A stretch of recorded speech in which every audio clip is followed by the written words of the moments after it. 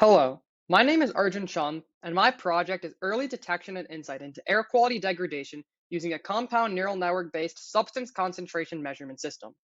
And my project deals with developing a low cost air quality monitor that uses artificial intelligence to more accurately assess the air around you. So, I go to India almost every year, and every time that I go there, I find out about another one of my cousins that has developed severe asthma from air pollution.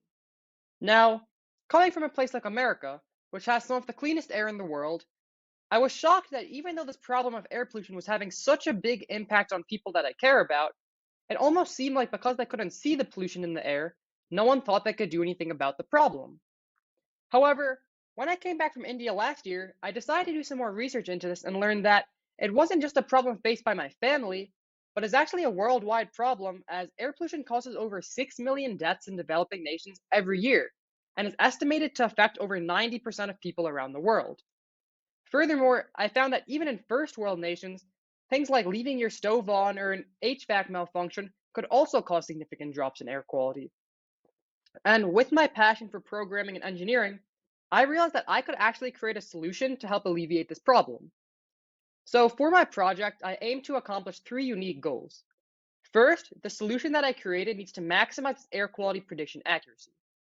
Despite years of research into air quality and global warming, current air quality calculations have not changed in over 200 years, which is why I hope to take an innovative approach to this problem. Second, the collected metrics and trends must be accessible and easy to understand for any user. And lastly, the solution must be cheap enough for the average household in first, second, and third world nations to comfortably afford. So currently, the widely used air quality index, or AQI, requires a system that costs thousands of dollars, only measures two substances in the air, and sets the AQI value to the higher concentration. And to me, this seemed like a really outdated approach to measuring your air quality, especially with the technology that we have today. So the first step that I took in this project was to create a solution to physically measure vital components in your air at a total cost of only $28. And to do this, I used five individual sensors wired to an Arduino microcontroller that measured seven different substances are in the air to truly get a feel for the kind of air that you're breathing in. I then enclosed this hardware in a 3D printed case, and its data is streamed to a backend server in real time. On the slides right now, you can see the individual sensor wirings, which shows each of the five unique sensors used to measure seven different substance concentrations wired to an Arduino. To the right of that, you can see the compound circuit in the diagram over there, and on the bottom left, you can see the 3D model of the case that I printed out. On the right, you can see the hardware actually inside the 3D printed case, and all the way on the right side, the chart shows the sensors used, their value ranges, and what it measures. So now I'm actually going to give you a demo. I did this by using an Arduino microcontroller and five unique sensors to measure not two, but seven different components in your air to get a true understanding of the kind of air that you're breathing in. This hardware was then enclosed inside of a custom 3D printed case, and a fan was added on the side to help circulate the air inside. And its data is then streamed in real time to a back-end server. After constructing the air quality monitor, the second step in the project was to take a novel approach to analyzing this data. And I did this by developing two distinct neural networks that share the same primary purpose of predicting an aggregate air quality score from raw substance concentration input parameters.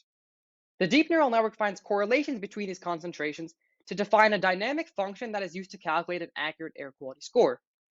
The recurrent neural network uses time as an additional input parameter to factor in gradual changes in these substance concentrations to predict an air quality score into the future.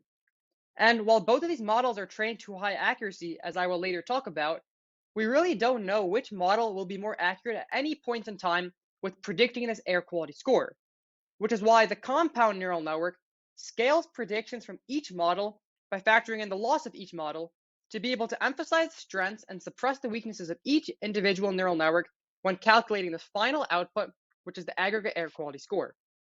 And on the screen, you can see each of the four equations that are used to come up with the final output as the aggregate air quality score. Now, this hardware was actually then taken to New Delhi, India, to collect a raw substance concentration dataset. And you can see on the graph shown how over just a 6-hour period, how much each component fluctuated and how concentrated each pollutant was in the air at any given time. But when pairing this data collection device with the data-driven and real-time artificial intelligence analysis, you really get a way to accurately and predictively measure your air quality.